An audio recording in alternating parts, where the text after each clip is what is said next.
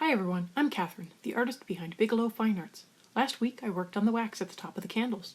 This video will be the wax drips and pools of wax at the bottom. If you are just tuning in and want to follow from the beginning, you can find the previous videos in the playlist linked above. Otherwise, grab your pencils and follow along with me. It doesn't matter where you start. If you've been following along, it should come as no surprise that I am going to be blocking in the shadows first.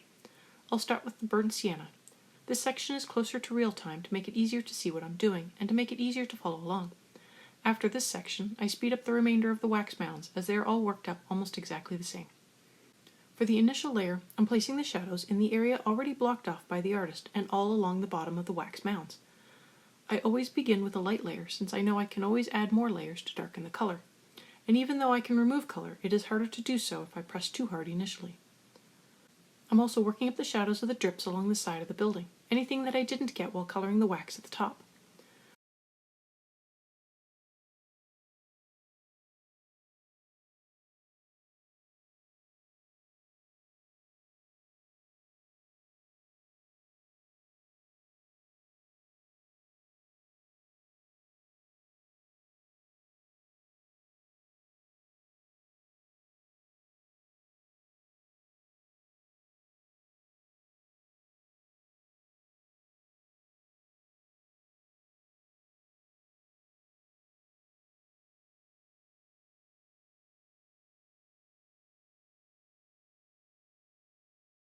Once I have my shadows blocked in, I want to come in with my cream to add in a base layer to the rest of the wax, as well as to fill in the rest of the section.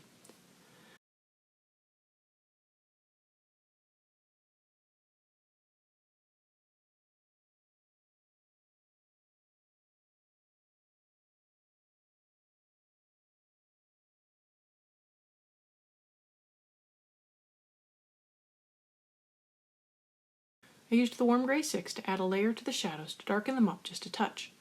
All these are light layers to help blend all the colors together. I used the warm gray and the burnt sienna as an underlay. They are not the final colors I want, but rather they block in the shadows so I can then use the orange glaze to tint everything a light orange.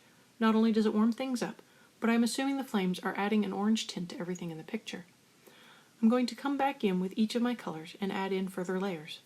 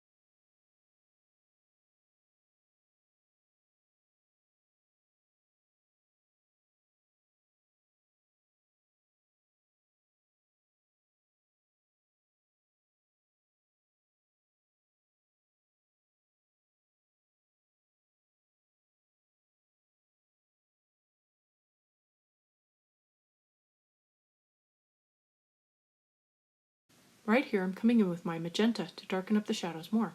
I ended up not liking how this looked in the end, so I removed it later, but at this point I didn't know how it would affect things, so I pressed on, using the terracotta as a mid-tone to blend the shadows into the highlights. I'm focusing on really getting the bottom of the wax mounds dark, as they would see very little light from above. I again used the magenta to darken up the base, and while it is a valid choice, I personally didn't like how it looked in this instance, as I wanted the wax to be more of a pure orange yellow rather than the reddish tone it ended up giving the wax.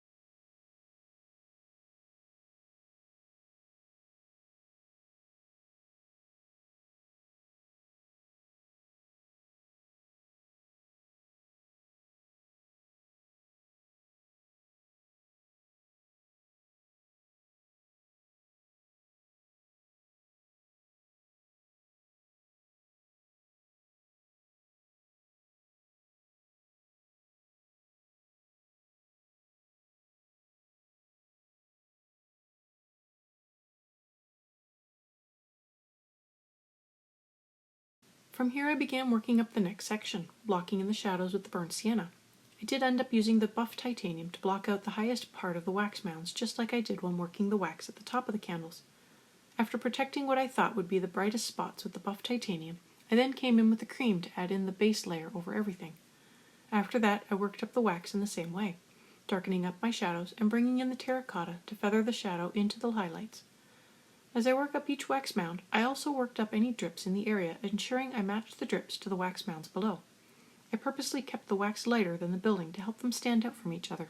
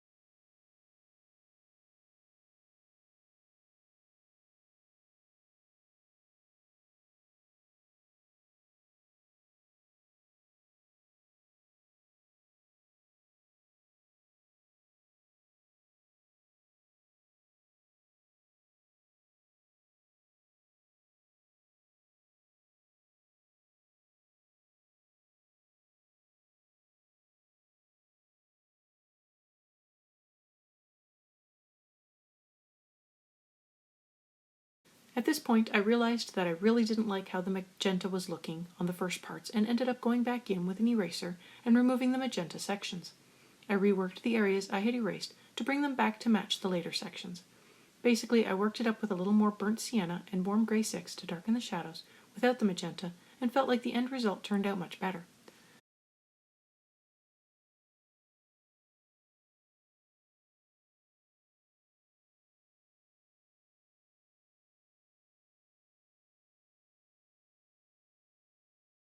As I work my way through the wax sections, I am using small oval motions to lay down light layers of color. This is the method that works for me, but I know some people like to use a light flicking motion when laying in color. Use whatever works for you to get your color down. I like to use many light layers because it is easier on my wrist and I can blend multiple layers of color on top of the same section to build up a depth of color. I don't think there is any one color that would work for what I want. I'm having the colors transition from a dark shadow to a bright highlight, and that requires multiple overlapping colors. My personal goal with coloring these pages is to go for something realistic.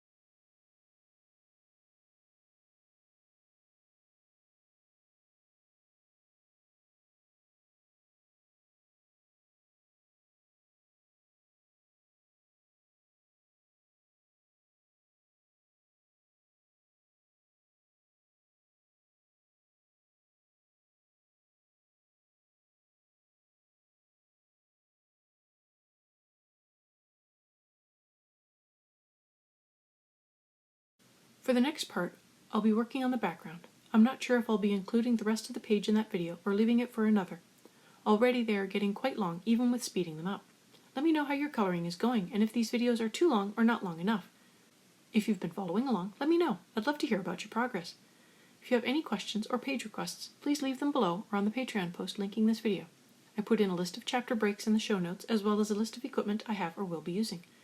And thank you everyone for coming along and joining in with me on this coloring journey. I appreciate all my subscribers and look forward to more of you joining in and coloring along with me. That will only happen if you like, share, and subscribe. Until next time, happy coloring.